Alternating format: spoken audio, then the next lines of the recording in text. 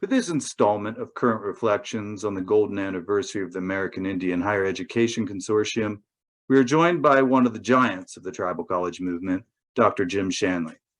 A member of the Fort Peck, Assiniboine, and Sioux tribes, Shanley began his service as an administrator at United Tribes Technical College, where he served as academic dean. He was later recruited as president of Standing Rock Community College, now Sitting Bull College, one of the original 6 tribal colleges. Eventually, he returned home where he served as president of Fort Peck Community College for over 28 years. An early leader and organizer in AIHEC, Dr. Shanley helped shepherd the landmark Tribally Controlled Community Colleges Act through Congress and into law. He also helped found the American Indian College Fund. So thanks for joining us today, Dr. Shanley. We're honored to have you here to reflect on AIHEC's 50 years. Well, thank you very much. I'm very honored to be asked to make a contribution. Great. Well, it's hard to believe that AIHEC was created 50 years ago, back in 1973. What was the organization like back then? It's time is something that we all have to deal with as we get older, and the way time seems to work to me after all of my years anyway is that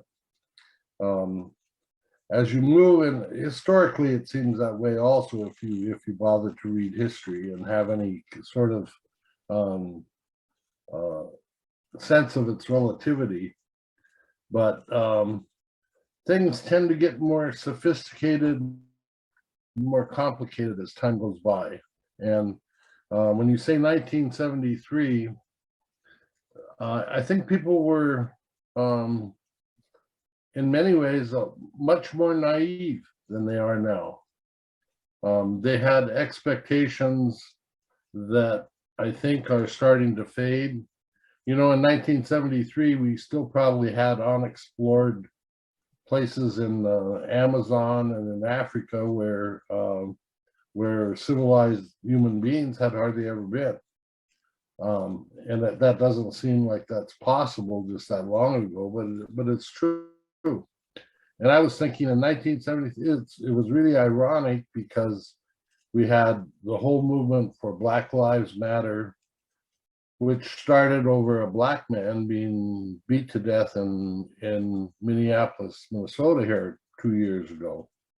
Well, the American Indian movement started right around 1973, late 60s and early 70s in Cleveland and in Minneapolis because of police brutality primarily. And we never seem to mention that or talk about that at all. At that time, when Indians got beat up in Minneapolis, there wasn't anywhere near the reaction nationally that there is now. And the people, very few, not only were we naive, there were very few educated people. American Indians were just starting to become college educated. We started to see some of the first classes of people receive bachelor's degrees and master's degrees. There had always been a few people that had been very smart and very fortunate, and some of them had made it to medical school, and some had made it to law school and other various branches of American education. But for the large part, most American Indians did not have a college education. And so in 1973, we were looking at things much differently than I think we look at it, than we look at them now. That naivety, perhaps in 20 years from now, we'll think that this time here is very naive. Hopefully it isn't, because we're living under a dictatorship or something. Yeah, definitely. So back then, how was AIHEC funded and how did it stay afloat?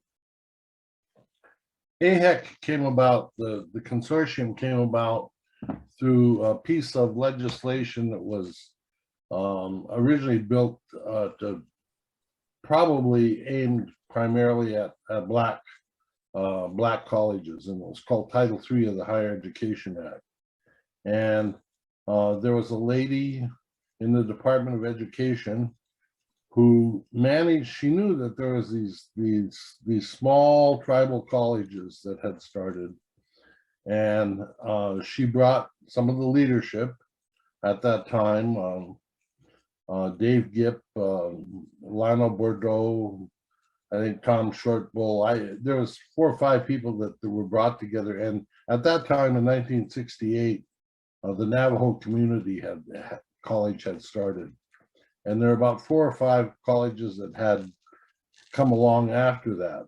Well, she invited them all to DC, and she gave them a Title III grant, or asked them to submit for a Title III grant, which would provide a central directorship and consortium to help these fledgling tribal colleges. So Title III was basically responsible for funding the first attempt at AIHEC, and an office was set up in Denver, Colorado, and the director of that office was David Gipp. Yeah. So when AIHEC was first established back then, it's this new national organization. Were there tribal college leaders who were skeptical of AIHEC and whether it was even worthwhile? I think that there are a number of our own membership that were fairly skeptical, and they looked at it, Title III, as being just a simple government program, and as with most government programs, they start things maybe. At that time, they were doing all types of things in the community, and in the 1960s as well. But they last 2 years, and then Congress doesn't refund the effort, and everything just kind of goes away. However, AIHEC managed to survive with Title III help until I think about 1984. It might have been 1984, 85, but it lasted much longer than it had before. And during that time, there was a realization among the tribal colleges that we have to have some sort of central voice that speaks for all of the colleges, because if we don't, we can hang as a group or we can hang individually, but we'll hang individually a lot faster. And so they realized another thing too, by further along in the history of AIHEC, was that AIHEC really had to come under the ownership of the tribes and the tribal colleges, that it had to be something that was self-supporting, that could maintain itself no matter what the particular philosophy of the government was at that particular time. And so it started with Title III, and then the members themselves, I think, and this is part of that naivety, they grew to the point of understanding that if we don't do it ourselves, it's not going to get done. And so that was, I think, kind of like a 10 or 15-year origin of the consortium, which brought it to a point where it could really develop a lot of things. During the first 10 years, though, they did get the Tribal Controlled Community College Act, which helped to provide some solid basic funding for the tribes, for the tribal colleges. And so just to clarify then, the funding for AIHEC after that Title III expired in 84, 85, how was it funded after that? Well, it was funded by individual members contributing fees. I mean, there was a membership fee to belong to AIHEC, and which there still is, and each college pays that in from that membership fee. And now, what do they have? 30 some colleges? Yeah, 37. 37 colleges. Well, each college pays in so much, I don't even know what the amount is, $10,000 or $20,000 a year or something like that. And that forms the base funding of the consortium. So it's our money, and we can direct it in the avenues and ways that are important to the colleges and not important to other people. Yeah. Well, so AIHEC's grown substantially and serves a variety of purposes today. And not only does it advocate on Capitol Hill for TCU funding, for example, but it also offers a variety of outreach services, programs, initiatives, and other aid to the tribal colleges. Back in the 70s, what was AIHEC's main mission and how did it differ from the organization today? I think the main mission has remained the same. And you know, the bottom line of the whole thing is the survival of the tribal college movement. Now, the basis of the tribal college movement has perhaps changed somewhat, in the sense that in the early 70s, when the colleges were first getting formed, we had these ideas that they could be wonderful developmental agencies for tribes and for reservations, because they were basically reservation based. And for years, I think that was a sustaining part of our philosophy. And we were able to do, and they were able to do many, many things that tribal governments and other public schools and things weren't able to do. The colleges really were able to help the communities that they lived in. But as times have passed on, I think that the situations have gotten somewhat better on the reservations, of course, with the help of the tribal colleges. And I think that the colleges ran into something that I think that all of the United States is dealing with now, and is that education is not as easy a proposition as we used to believe that it was. We used to think that, you know, you could give us a chair and a blackboard and a old shanty someplace and we could teach people things, which at the time we were able to do. But the world's becoming very technologically sophisticated very fast at this point in time, and we have to really stretch in order to be able to make sure that education can develop students with worthwhile goals towards their fellow man. And it's a big job. And I mean, I think that the United States is facing the same system. The higher education system in the United States was racked with the pandemic. They had to change styles and ways of doing things that hadn't been changed in 150 years. And it created some tremendous waves in education.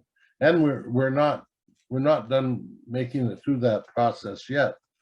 But I think the colleges were probably in a better position to be innovative and adapt to that than some of the mainstream institutions were. Yeah. Well, let's go back again here in time a little bit, back to the 80s and 90s. So you know, you were there in the 70s at the beginning, but you also were an important member of AIHEC back in the 80s and 90s. Can you discuss how AIHEC evolved during those decades? Those were kind of like, I mean, from my point of view, of course, and of course, again, it's limited by how long you live, but those are kind of the middle years, the developmental years. And during that period of time, we we became more sophisticated at writing legislation that applied to us, getting involved with legislation, like, for example, the Farm Bill, that we had never, and the land grant college movement that we had never thought of getting involved with before. And we worked to start up the American Indian College Fund, which again now is a very, very, very live, active organization, which helps tons and tons of students meet their goals. And it was kind of the developmental years, the developmental 20 years. And however, again, too, I mean, it's easy to say, but times were different then. At that time, our politics in the United States were, well, people were a lot friendlier than they are now. You could actually talk to people, and you could get people on both parties to agree if there was a way of helping people in the United States, they would agree to do it, and they would work together to do it. We've been in such a we've not only been in a pandemic, we've been in a political pandemic here for a number of years. I think that although we developed and became fairly sophisticated doing that type of thing in the 80s and 90s and the early parts of 2000, we didn't lose the ability. The opportunities just kind of faded away because Congress got to the point where they went years without ever having a hearing on the budgets, which was according to the way that the government had been run since World War II. It was, that was unheard of. First, it happened 1 year, and then it happened 2 years in a row, and then 3, and then 4, and then 5. And so we're operating on the same budget 5 years that we'd had 5 years before. But there was also less adversarial action directed towards the college during that period of time. It was like people were so busy fighting each other on other fronts that we were kind of ignored, and we're allowed to grow and stabilize, I think, during that period of time. Now we're into the period we're at right now, and Bradley, I can't even I can't even begin to describe what it is. I have no idea how the new AIHEC and the new people are going to move forward into the future. I think it's going to be very interesting, and I think they need to be very observant and very aware as to what directions they try to move our people in the next 10 years or so. Yeah. So, as you know, President Lionel Bordeaux of Sinte Galesca University, who you once said was the rock of the tribal college movement, recently passed away, really marking the end of an era. You were an honorary pallbearer at his funeral, and I know he admired you greatly. He used to mention your name often at AIHEC meetings. At any rate, he once famously stated, "It's all of us or none of us." How did this lesson find form in AIHEC? That particular thing occurred with when we were dealing with the foundation, and the foundation wanted to fund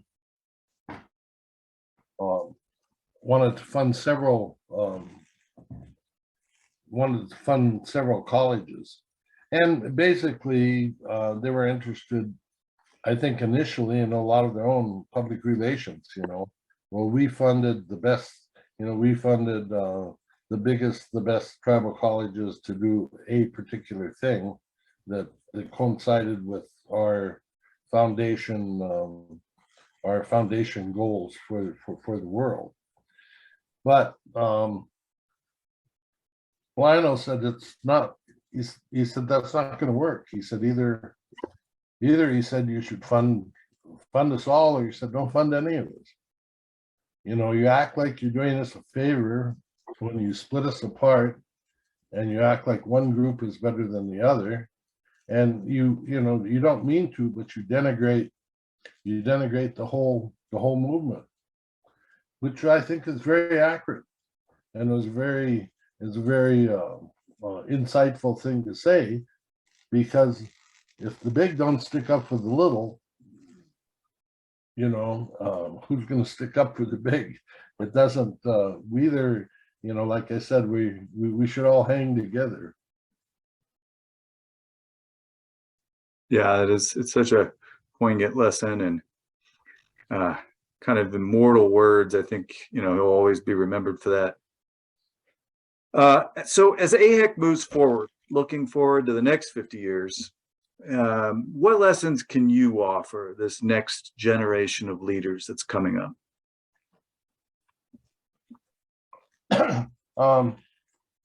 Well, like I said, I think back to those early days, and they were naive. You know, I mean, we were naive. I think we have to be, have to pay attention to the United States, and that we have to consider ourselves a crucial part of the United States, and that we add to that mix that will make this country continue to be great. I think that people have to become more sophisticated. You know, we've got a lot of world problems, from climate change to the lack of good drinking water, to overpopulation, perhaps, or if Musk is right, it's underpopulation within 20 years. In any case, we have millions of immigrants that want to come to the United States, and at the same time, we don't have a large enough workforce, or a well-trained enough workforce. I think that we have to take all of these things. I don't think that we can be myopic. I think that people have to pull their head out of the sand and start saying, I can still do something. Our colleges can still do something to make sure that life is better in the future. And I think we need to maintain that early enthusiasm and understanding that it's our contributions and sacrifices that are going to make it better later on. At least that's what I would hope. Yeah, those are great lessons. Well, I just want to thank you, Dr. Shanley, for joining us again here for Current Reflections, and you know, it's always great to have you on this program. Well, there are a number of us that are still walking around. I guess Tom Shortbull retired. Best wishes to him. He did a great job serving as a financial role model for tribal colleges. Janine Windyboy has been one of the Janine Pease, one of the great spokespersons for the colleges and so long. Carrie Billy and all of the rest of the people in AIHEC and in the show Crazy Bull have all done wonderful jobs, and they aren't going to be around too much longer. So I would urge the college members to take advantage of them as much as they can in the near future. Yeah. Great. Well, hopefully you'll be able to join us in Albuquerque for the AIHEC Student Conference in March, and it'd be great to have you there. Okay, I'll sure try it. All right, you take care. Yeah, you too. Okay, thanks.